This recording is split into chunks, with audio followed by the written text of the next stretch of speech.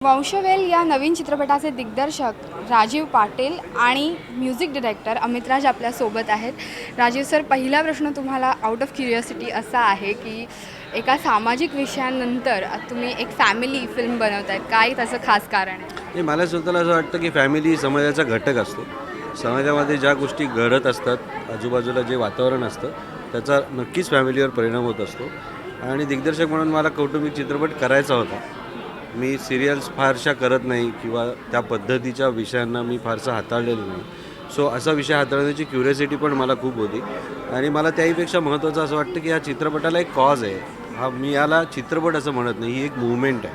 वंशवेल ही एक मूव्हमेंट आहे आणि ती स्त्रीच्या रिस्पेक्टची मूव्हमेंट आहे. सर, दुसऱ्यांदा आय गेस अमितराजसोबत तुम्ही म्युझिक करताय, तर हा योग पुन्हा एकदा कसा जुळून आला?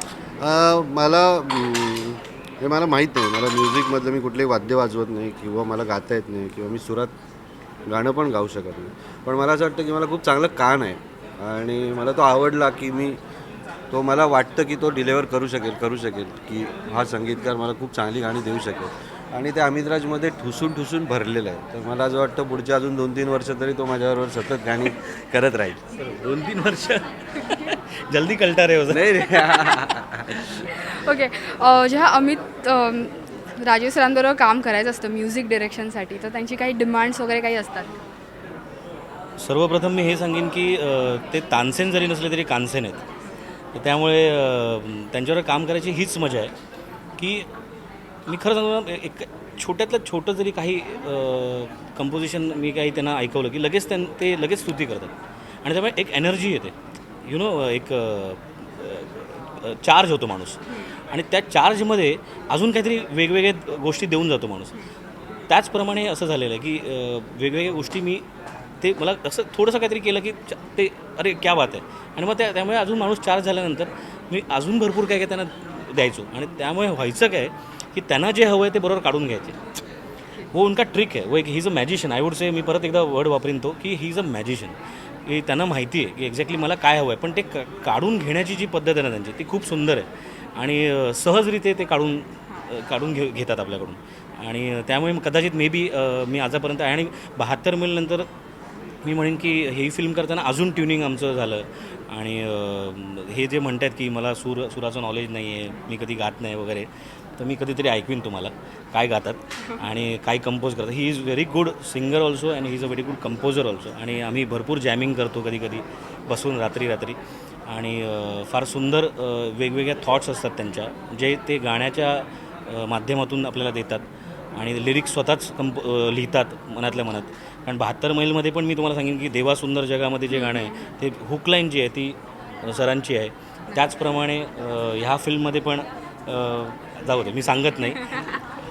2 रायटर्सना आमच्या वाईट वाटेल, त्यामुळे हां, म्हणजे खूप गमतीशीर भाग आहे. मला असं वाटतं की मी 10 वर्ष मुंबई शहरामध्ये काम करतो आहे.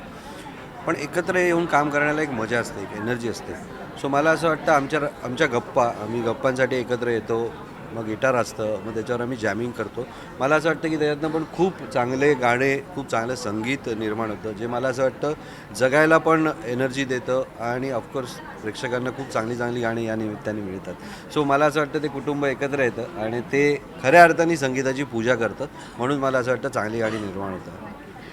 आदर्श शिंदेसोबतची तुझी केमिस्ट्री एकदम रॉकिंग चालू आहे सध्या, तर आणखी एक गाणं ह्या चित्रपटाच्या निमित्ताने ऐकायला मिळतं, तर काय सांगशील? आणि एक स्पेशल गाणं आहे 15 ॲक्ट्रेसेस आणि आदर्श शिंदे, तर काय Adarsh Shinde is my lucky मॅस्कॉट. आणि तो ज्या फिल्ममध्ये माझ्याबरोबर आहे ती फिल्म हिट आहे. ही फिल्म जशी दुनियादारी चालली, मी म्हणेन तेवढीच चालणार. आणि मला माहिती आहे प्रेक्षक ती डोक्यावर उचलून घेणार. आणि सब्जेक्ट ही असा सब्जेक्ट जी आपण स्त्रियांबद्दलचा सब्जेक्ट. मी त्या सब्जेक्टबद्दल जास्त बोलणार नाही, कारण मला ते रिस्ट्रिक्शन्स आहेत काही.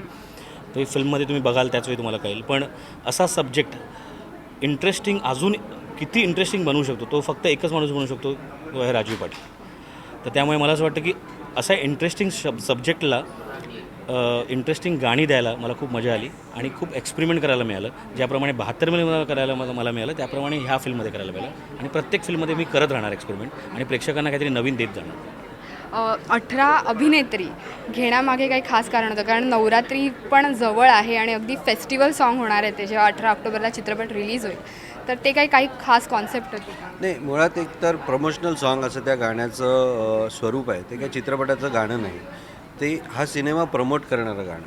ह्या चित्रपटाचा विषय आहे रिस्पेक्ट टू. मी जसं म्हटलं की ती एक चळवळ आहे की स्त्रीचा आदर करायला पाहिजे. तर वेगवेगळ्या शहरातनं ह्या सगळ्या मुली मुंबई शहरात आल्या, आमच्या पुरुषांच्या बरोबरीने उभं राहून दिवस रात्र शेड्यूल्स करून त्यांनी कामं करून आज इतकं स्वतःला सिद्ध केलं आणि ते आज महाराष्ट्राच्या अभिनेत्री झाल्यात. मला असं वाटतं त्यांचा रिस्पेक्ट आहे ते गाणं त्यांच्याबरोबर करणं. आणि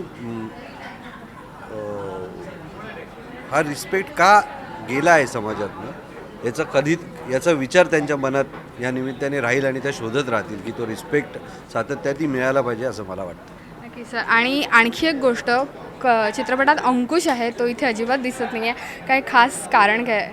मला पण माहीत नाही का तो कुठे गेला आहे. म्हणजे तो असतो आमच्याबरोबर, तो मध्येच गायब होतो, मध्येच येतो, मध्येच जातो, काय म्हणजे खरंच माहीत नाही मला. काही गुलदस्त्यात वगैरे ठेवायचा रूल त्याचं असं काही आहे? तर त्याच नाही, त्याचं एक छान नाव आहे विक्रम राजे या चित्रपटामध्ये. बरं, मी त्याला सगळ्या कार्यक्रमांना बोलवते पण तो काय बाईट्सच देत नाही. तो माहीत नाही तो असं का वागतं. ओके ओके ओके, तुम्हाला माहिती आहे. थँक्यू सो मच आणि चित्रपटासाठी खूप खूप शुभेच्छा. थँक्यू. कॅमेरामॅन पुनीत सोबत श्वेतांबरा सावंत, राश्री मराठी.